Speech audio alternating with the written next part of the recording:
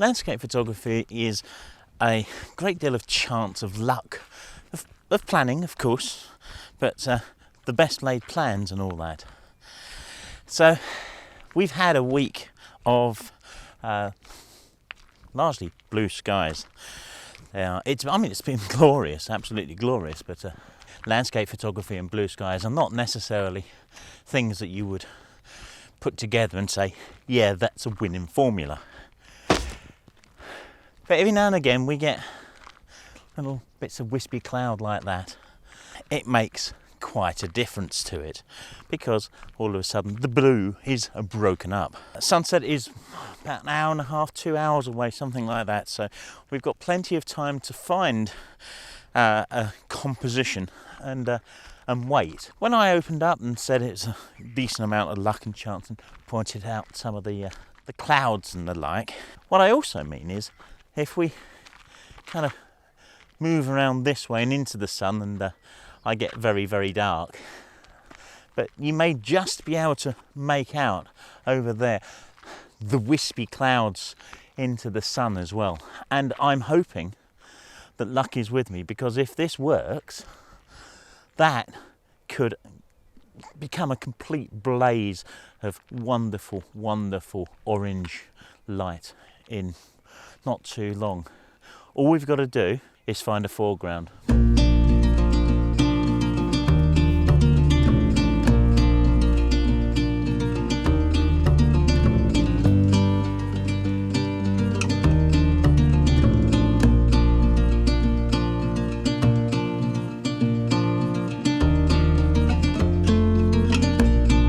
One of the mistakes I always make in summer coming out is choosing the wrong footwear. I always go for comfort over suitability.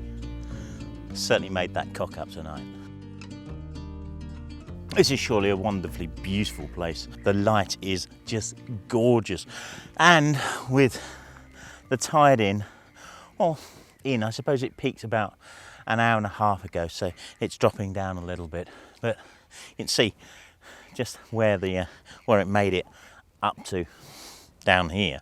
But and Muggins here got a boot full of it, or not a boot, a flip-flop full of it, wandering over to get some B-roll.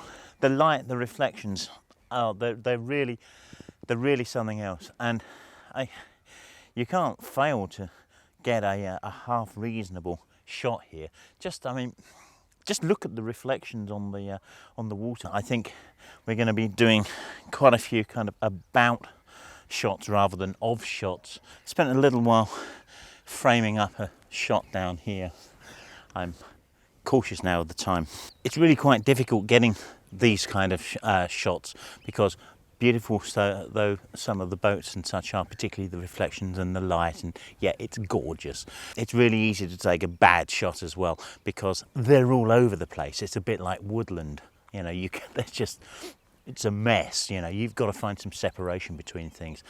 I think that I had a shot here that kind of works quite well. I've got separation between most of the boats down here. Not all, but it's virtually impossible to get them all, because there's one that's just behind another one that's floating and the other one's beached. So I think it's probably the best I can do with it. I'm also got a path running through here, so I've got a number of leading lines running through this. I've got the shoreline on this side, I've got the shoreline on the other side, and I've got this path, and I'm low, as you can see, and I'm pointing down to keep the sky out of it, minimise the sky. And you may have noticed I've got a polarizer on, because I'm at 90 degrees to the sun, and I can darken that down a little bit.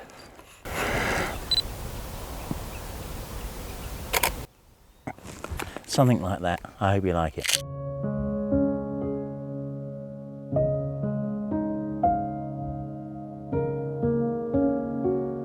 Preamble of this image, I made something of the path on the left hand side, but you can see I've cropped it out. It just didn't work.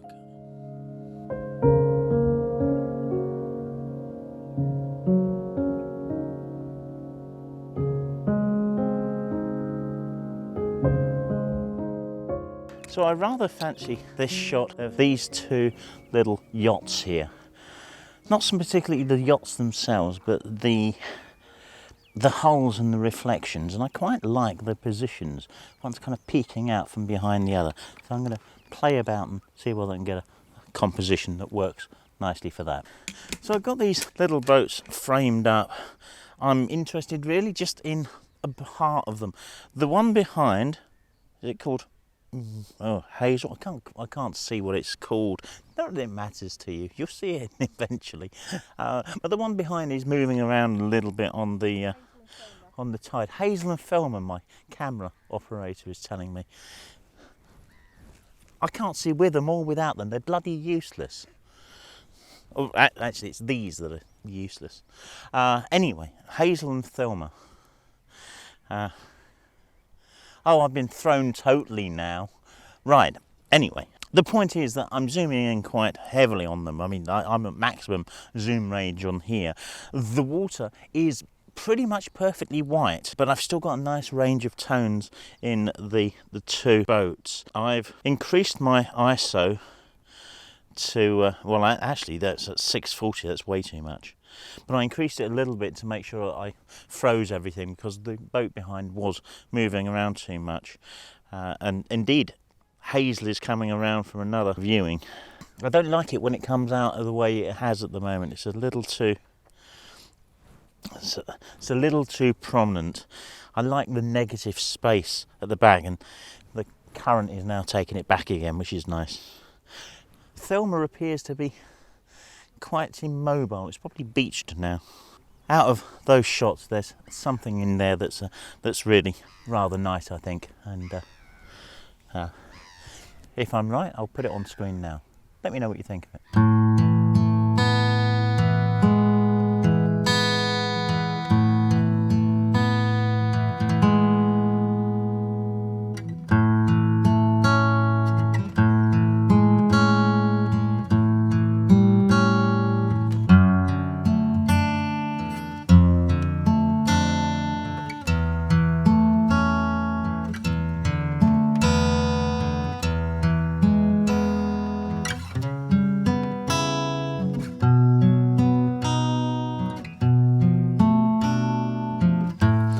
I've been worried that I wasn't going to find a composition before we lost the light, but I think I've definitely got it here.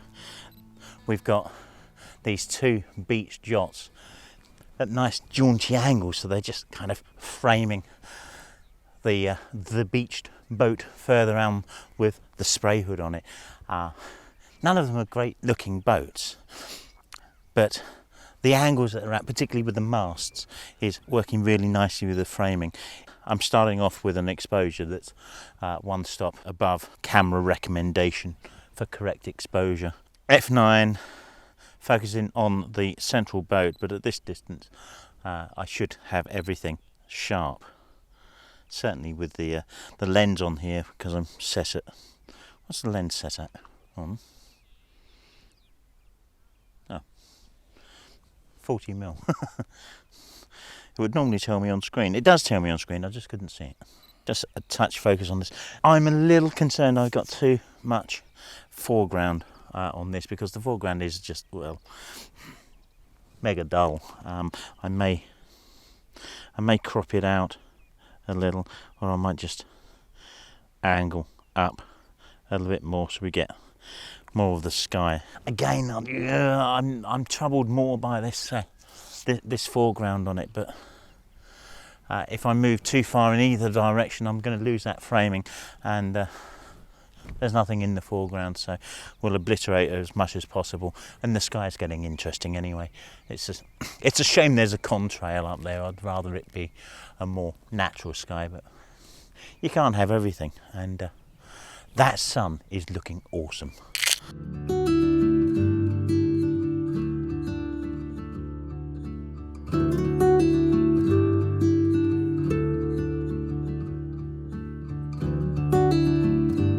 Something that stuck with me for many years was my teacher in primary school saying how much she didn't like the word nice. It was one of those words that you might say in platitude. It didn't actually mean you really like something. It was just a throwaway comment, and it stuck with me for so long, and it's exactly how I feel about this image. So I went in search of another composition. It wasn't too hard to find it. In the space of 7 minutes, the sun really dropped, and I got it on the horizon, or just about here. I think this is a much better image. I think the balance is better. Making the subjects larger, changing the orientation, obliterating the foreground, these all add to a much better image.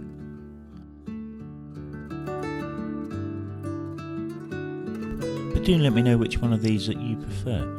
And there's another composition on its way in just a second.